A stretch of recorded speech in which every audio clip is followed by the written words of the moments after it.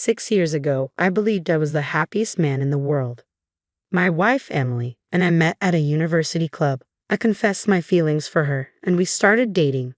We spent a lot of time together, going to hamburger joints, watching recommended movies on DVD, and going on drives.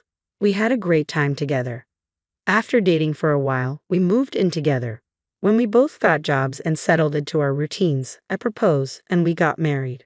We were delighted every day as husband and wife. When Emily received phone calls at home, she would say, "Yes, this is the Miller residence," looking a little nervous. I loved watching her like that. We wanted our first wedding anniversary to be unforgettable, so we planned a trip to the beach. I took the afternoon off and stopped by a jewelry store to buy a surprise gift for Emily. As soon as I walked out of the store, the cell phone in my bag rang. "Am I speaking with Mr. Miller?" It was the police. At that instant, I felt all the blood drain from my body. Could it be that Emily was involved in some kind of incident? Such thoughts crossed my mind. The cop on the other end of the phone began to explain quietly and monotonously. A fire had broken out in a building next to the station that housed several restaurants.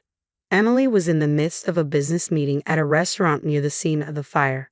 The corridor was stacked with cardboard boxes, so the fire spread quickly. The flames did not reach Emily's restaurant, but it was rapidly engulfed in black smoke.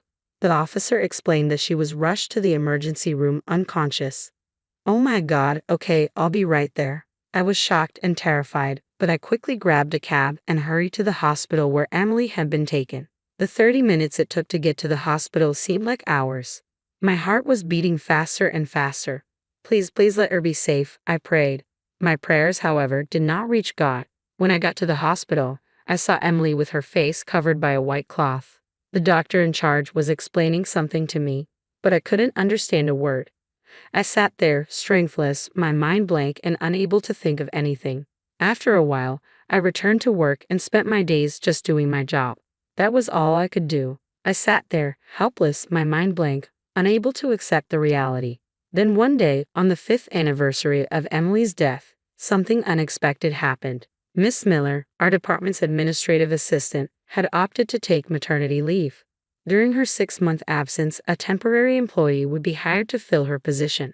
On the following Monday morning, Emma, our new office clerk from the temp agency, was introduced to us.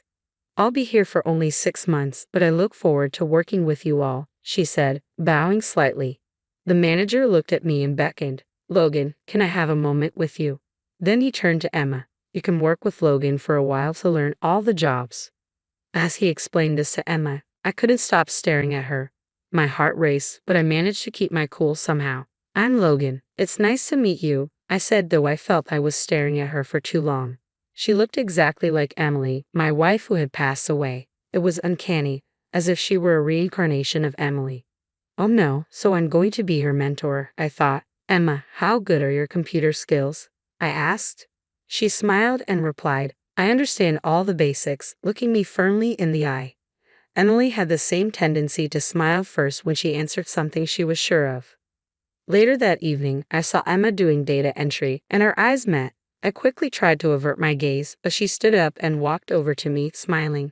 "Here you go," she said, offering me candy. "You must be tired from working so hard, Logan. When you feel tired, take some glucose." Her words were eerily familiar. Emily had said something similar to me while I was working on a project at home. It hit me then. I was looking for Emily and Emma. Emma was puzzled by me. Logan is not a difficult person to approach, but he appears sad at times, or is it my imagination? She wondered. When I ask him questions about his work, he is very polite, but when I ask about his family, he almost stops talking. What concerns me the most is that I have never seen Logan smile. Maybe he's going through something painful, but I shouldn't interfere in other people's private lives. Despite her resolve, Emma couldn't help but wonder how painful it must be for him to go through daily life without a smile. A month later, I arrived at work early to finish documents for the following day's joint presentation by 3 companies. I heard commotion from our department and approached the manager. "Sir, what's going on?" I asked. The manager looked distressed. "A lightning strike last night caused problems with most of the company's computers. The computer on your desk is also affected. It won't even turn on." The contents for the presentation were strictly confidential and couldn't be copied to a USB or any external media. Jesus Christ, I muttered, feeling the weight of the situation. No matter what, we'll just have to remake the materials today. Our department manager was panicking, but I tried to remain calm as I told him, "Do you have a computer available right now? I'll do everything I can to recreate the materials," I said, determined to tackle the task. Emma arrived at work a little early, so I asked her to assist me in gathering data. Before we knew it, it was already 6 p.m., the end of the workday. "I'll take care of the rest," I told Emma, but she smiled and insisted, "No, I'll stay here too. There are still some tasks I can do, right?" "Emma, I don't think I'll be able to finish this before midnight, so you should go home," I replied. "Any additional overtime work would breach your contract with the temp agency." "Oh, I see," she mumbled. "I understand. Then, if you'll excuse me." She walked out after punching the clock. An hour later, she returned. "Wait a minute, Emma. I thought you left," I said, surprised. Emma smiled at me and said, "It's faster if we do it together. This is volunteer work, so it doesn't count against my temp agency contract," and she stuck her tongue out playfully. "But first, let's eat something. They say you can't fight a battle on an empty stomach." She brought out fried rice, salad, and soup she had purchased and placed them on the desk. "I appreciate it, but you really won't be able to catch the last train. Please go home after you eat," I tried to persuade her. But she was stubborn. She never changed her mind once it was made up. I was amazed by how much she resembled Emily, even in times like this. I saw my wife in her. "Does this trans explanation need to include a graph, Logan?" she asked. "Yes, we must include a graph from a Chilean experiment on the strands of metals, but I'll check it later," I replied. I was thinking of having her work on the domestic data in the meantime.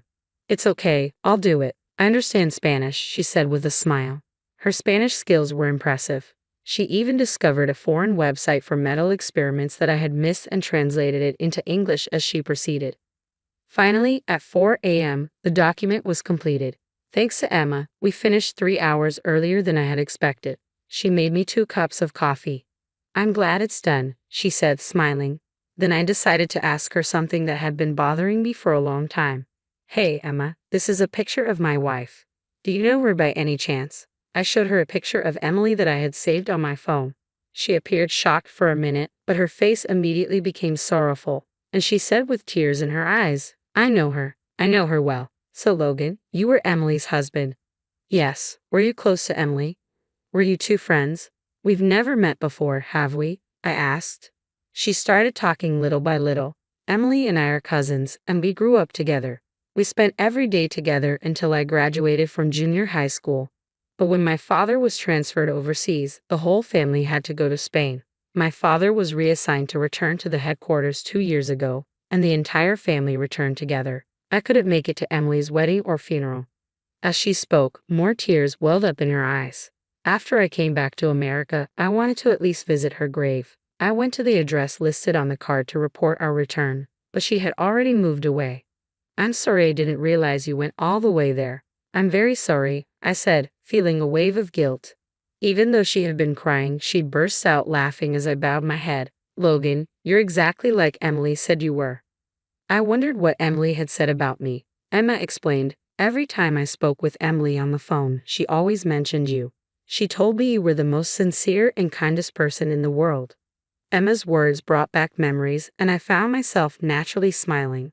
"Logan, this is the first time I've seen you smile. Thank God. I thought you were one of those people who never smiled," she said, surprised. I realized then that I hadn't smiled in the 5 years since Emily died. I must have made people around me feel uncomfortable. I felt sorry for Emma too. "Tell me more about Emily," I said, and Emma's face lit up with joy. "Sure, I will definitely be there," she replied eagerly, repeating it several times. We were probably a bit delirious from pulling an all-nighter and ended up having a long conversation. We left the office shortly after, concerned about the presentation scheduled for that day. The joint presentation by the 3 companies was a great success. Emma, with her background in Spain, demonstrated her Spanish skills by gathering and translating information from Spain and Chile into clear English. The presentation materials, which she simplified, were well received. The manager smiled from beginning to end. A few days passed and Sunday came. As promised, Emma visited my house. She stared at Emily's picture for more than 20 minutes while I brewed Emily's favorite tea, orange pekoe. She noticed it immediately. "This is the tea that Emily and I liked," she said, smiling as she took a sip, perhaps recalling old memories. Then she became solemn and began speaking while looking directly at me. "Logan, it's been about a month since I've been with you in the office.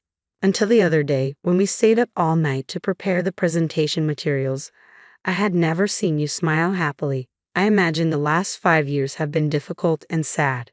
But why don't we end it now? I'm sure Emily was most concerned and heartbroken when your smile vanished."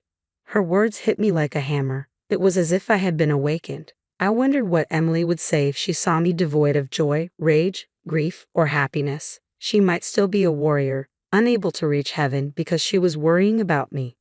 "I'm sorry, that was a bit arrogant of me," Emma said, lowering her head. "No, you're right. I can't keep making Emily worry forever. I'm sure you've been worried about me for this past month, too. I sincerely apologize," I said.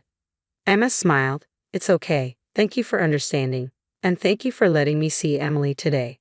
She spoke in the same honest and kind tone as Emily, showing care for others. I started to believe that maybe Emily had brought her to our company. After that, Emma often came to my house, bringing gorgeous flowers and tasty treats as gifts to place in front of Emily's picture. We started going out to movies and dinners together. Emma was a bit more strong-willed than Emily, and when she got angry, she would speak in Spanish, but I grew to enjoy it all. Today is the anniversary of Emily's death. Emma and I visited her grave, which I had been visiting alone for the previous 5 years. She polished Emily's grave carefully and lovingly. We placed flowers, candles, and Emily's favorite cheesecake. "Emily, I know you've been worried about me since you died. Please accept my apologies. But I have something important to tell you today. I'll be happy with Emma, and every year on the anniversary of your death, I'll come to tell you that we are living happily together. So you don't have to worry anymore," I said. Emma laughed through her tears and spoke to the grave. "You know, Emily, Logan is kind of weird, isn't he?" I wondered if I had said something strange, but then she added, "Who proposes to someone in front of a grave? Forget it, Emily, you will be the witness to this proposal." We looked at each other and laughed, then stood side by side and prayed. "I'm not going to let you worry about me anymore. I swear we'll be happy, I promise." I felt that Emily was smiling in front of us as I made that promise.